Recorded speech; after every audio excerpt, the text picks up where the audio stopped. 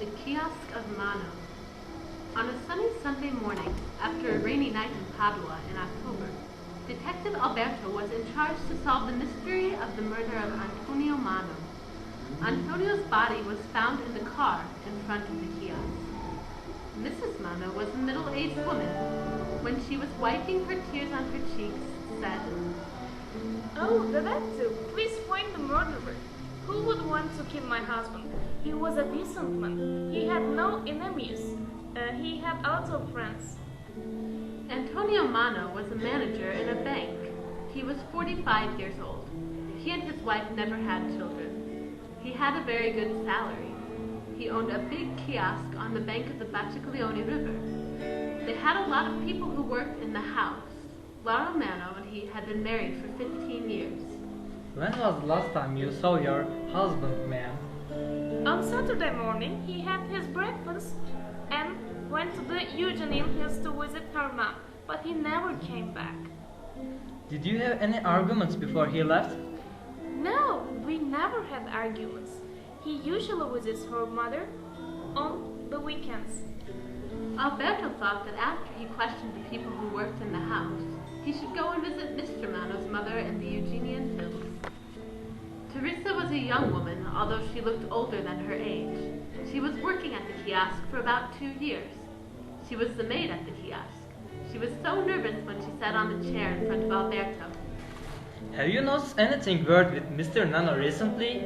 Not really, but Antonio Mano was going out at night very often last week. Why do you think he was going out at night? I have no idea, sir. What about the relationship with his wife? Were they having arguments? No, sir, they never had arguments. They had 3 cars. When Mr. Mano was going to work, he was being driven by his driver, Alex. Alex was a very young man. He was also very good looking. He seemed so uncomfortable when he was being questioned. He was working for Mr. Mano for a year. You have the all car keys, right? Yes, but Mr. Mano had the same as keys too. Did you know that he was leaving the house? Did he say anything to you before he left?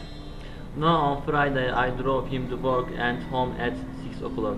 What about on Saturday? On Saturdays I usually don't work. He wants to drive his cars on the weekends. The gardener was an old man.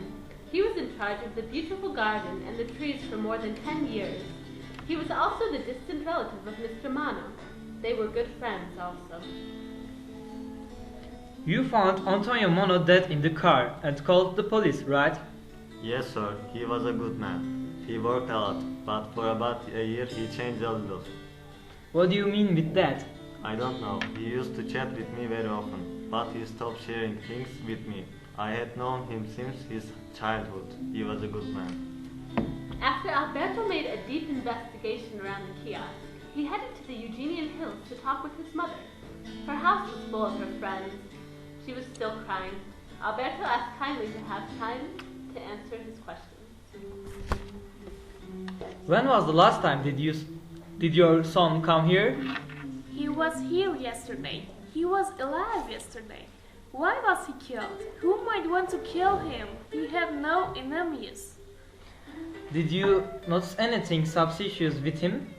He didn't want to stay very long. He said he would stay very short and had to go. He seemed he had an important thing to do, but he didn't say. Where did he have to go on Saturday? What kind of thing did he have to do? But he wanted to see his mother first before he did his important thing. What could it be? After he investigated the area, he thought that he should head directly to the bank where he worked the next day. On Monday morning, in the bank, there was a very gloomy atmosphere. All the staff was looking so sad. When he was investigating one of the clerks, he found very interesting information. I have been working at this bank for about 5 years. I think Mr. Mano and Chiara, who is another teller, had an affair. How do you know that? I think so, because their relationship was different. When they talked, they always closed the door.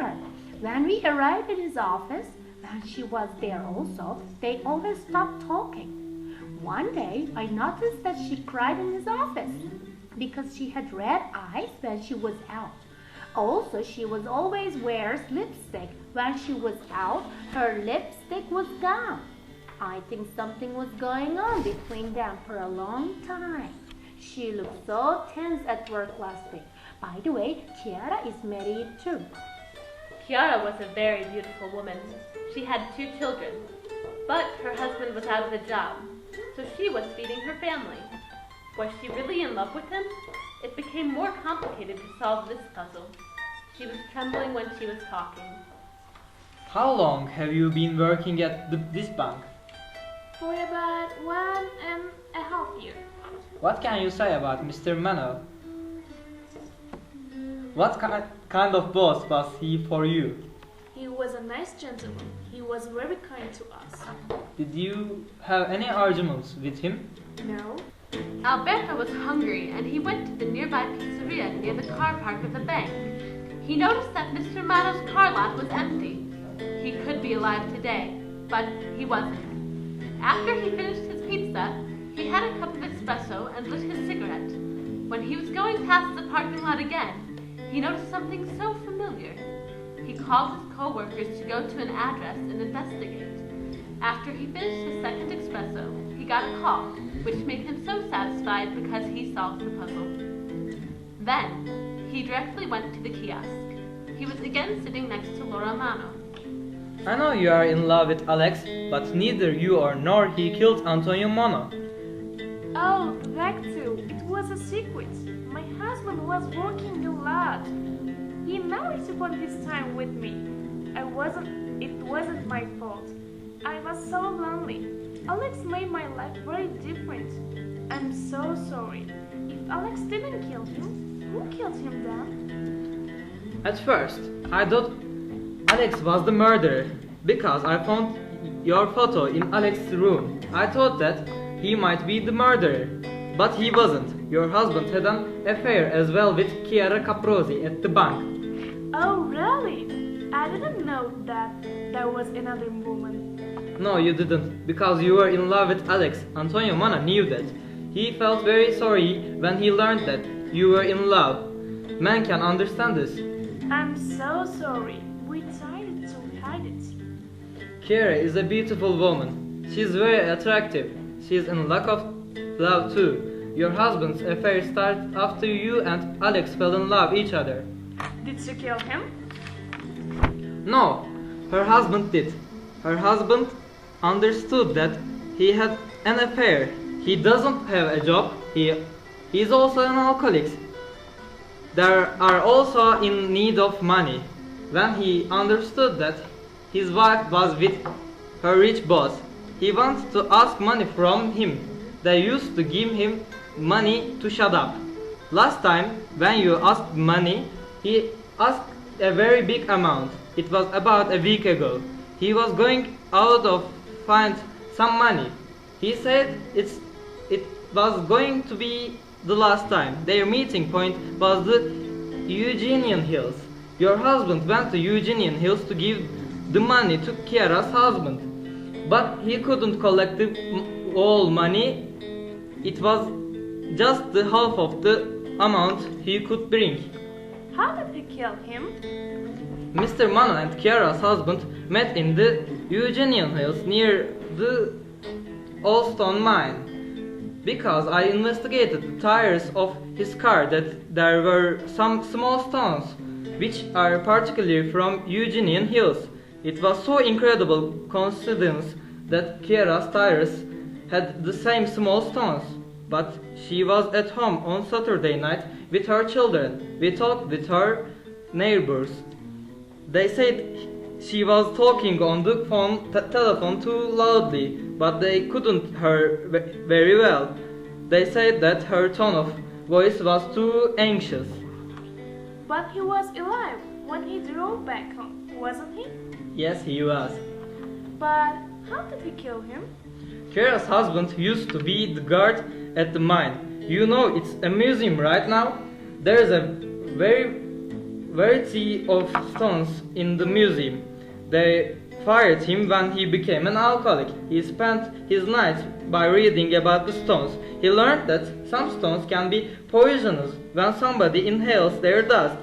Kira's husband became furious when Mr. Mano didn't bring the whole amount, but he didn't shout or he didn't have a big fight with him. To take his revenge, he made Mr. Mano inhale some of dust.